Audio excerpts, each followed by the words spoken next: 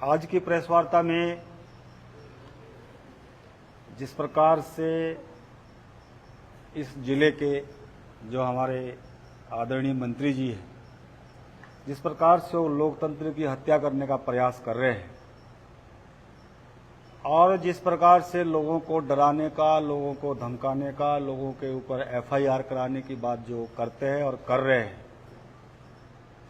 उससे मालूम होता है कि उनका जनाधार खिसक रहा है और लोगों को डराकर धमकाकर जो है अपने साथ रखने का प्रयास कर रहे हैं ताकि कोई उनके खिलाफ ना बोले। जिसका उदाहरण हमारे एक क्षेत्र की बेटी,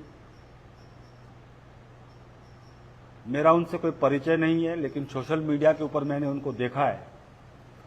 पिंकी रमोल नाम से उनकी आईडी चलती है और उस आईडी में बहुत सारे इश्यूज और रखते हैं, जनता की समस्याओं को लेकर, क्षेत्र की समस्याओं को लेकर। और जब मैंने मालूम किया तो हमारे ही विधानसभा से संबंध रखते हैं।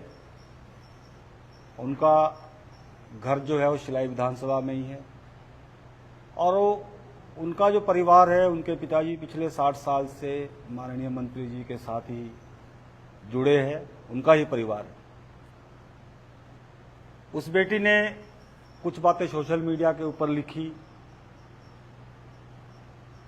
जो कि ऐसा नहीं है कि सारी बातें मैं उनका कई बात को लेकर विरोध भी करता हूं कि किसी क्षेत्र को लेकर पिछले दिनों उन्होंने कुछ बात लिखी थी, उस बात का मैं विरोध भी करता हूं। लेकिन जो कुछ चीजें बहुत सारी उन्होंने समाज को लेकर, क्षेत्र को लेकर, विकास को लेकर लिखी, तो उनको लगातार डराने का प्रयास किया गया। उनके ऊपर एक एफआईआर पहले हुई और दूसरी एफआईआर अभी 1-2 दिन पहले हुई है। और जो दूसरी एफआईआर हुई है, उस कंटेंट को जब मैंने सोशल मीडिया पर पढ़ा, उसमें लिखा था कि जो हमारे टॉस नदी के ऊपर जो किसाऊ बांध बनना है, उस बांध का जो पानी है 5-6 प्रदेशों को उसमें देने की बात केंद्र सरकार ने या जो उसको देख रहे उन्होंने की है। तो उस बेटी ने सिर्फ उसके अंदर एक बात लिखी थी कि भाई इसका पानी हमारे क्षेत्र को भी मिलना चाहिए, हिमाचल प्रदेश को भी मिलना चाहिए। तो मुझे नहीं लगता कि इसमें कोई गलत बात उन्होंने लिखी है। लोगों की लोकतंत्र के अंदर अपनी भावना होती है, हमें लोकतंत्र के अंदर अधिकार है कि अपनी बात रखने का, अपनी आवाज उठाने का। उस बेटी ने भी एक अपनी जो उसके मन में विचार आया होगा, उसने अपनी बात को रखा कि हमारे क्षेत्र को भी इसमें पानी मिलना चाहिए। और उसी बात को लेकर, क्योंकि बहुत सारी पोस्टें उन्होंने कई बार लिखा है, मंत्री जी के ऊपर भी लिखा, हो सकता है हमारे ऊपर भी लिखता है, राजनीति में लोग लिखते हैं, तो वो सारी खुन्नस निकालने के लिए उनके ऊपर पिछले 2 दिन पहले शायद एफआईआर हुई। और जो मुझे मालूम हुआ कि पिछले कल 5-6 पुलिस वाले उनको अरेस्ट करने उनके घर के अंदर गए, वहां पर सर्चिंग हुई, वो वहां मिले नहीं, वहां शायद कुछ अधिवक्ता उनकी तरफ से थे और पुलिस वालों ने ऐसी धाराएं जो आईटी सेक्शन की लगती होगी उनके ऊपर लगाकर उनको अरेस्ट करने का प्रयास किया। अभी भी शायद उनको ढूंढ रहे हैं, अरेस्ट करने का प्रयास कर रहे हैं, जो कि बहुत ही दुर्भाग्यपूर्ण बात है। इसका मतलब तो ये हुआ कि कोई भी व्यक्ति सोशल मीडिया के ऊपर अपनी विचार नहीं रख सकता, अपनी बात को नहीं रख सकता। उससे पहले भी कई उदाहरण हैं माननीय मंत्री जी के। माननीय मंत्री जी ने इससे पहले आप हमारे जो पत्रकार मित्र हैं उनको धमकाने का प्रयास किया, उनको कहा कि आपने ऐसी खबर क्यों लगाई, हम आपके ऊपर 5 करोड़ की मानहानि का दावा कर देंगे।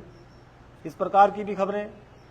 और एक हमारा और साथी जो हमारे पार्टी का कार्यकर्ता है, उनको अपने कुक के नंबर से फोन करके धमकाया गया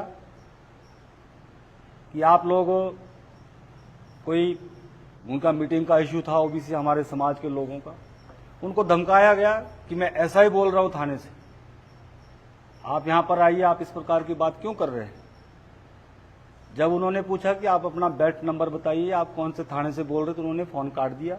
और जब उसने वापस फोन किया उस नंबर के ऊपर, तो मालूम हुआ कि वो माननीय मंत्री जी के कुक का नंबर है।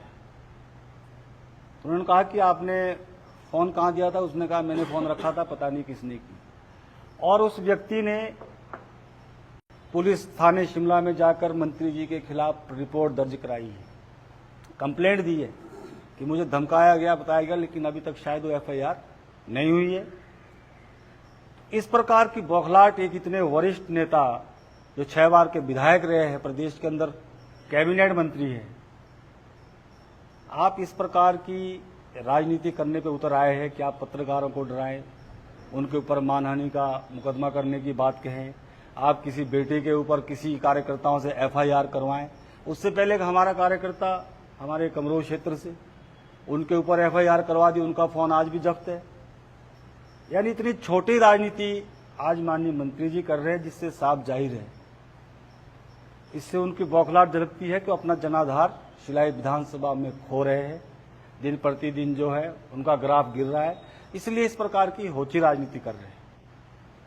जो हमारी बेटी है, उनके शायद जो पति है वो प्रोफेसर है, और हमारे डिग्री कॉलेज कफोटा के अंदर शायद इकोनॉमिक्स के प्रोफेसर है। मैं उनको जानता नहीं हूँ, लेकिन जो मुझे मालूम हो, और अभी पिछले दिनों उन्होंने उनका डेपुटेशन, इकोनॉमिक्स के प्रोफेसर है, कफोटा से उठाकर रौनाट कर दिया। रौनाट भी हमारी विधानसभा का कॉलेज है, हमें उस बात से कोई ऐतराज नहीं है, लेकिन अगर आपने प्रोफेसर की संख्या बढ़ानी है तो आप दूसरी जगह से प्रोफेसर वहां पर तैनात कीजिए।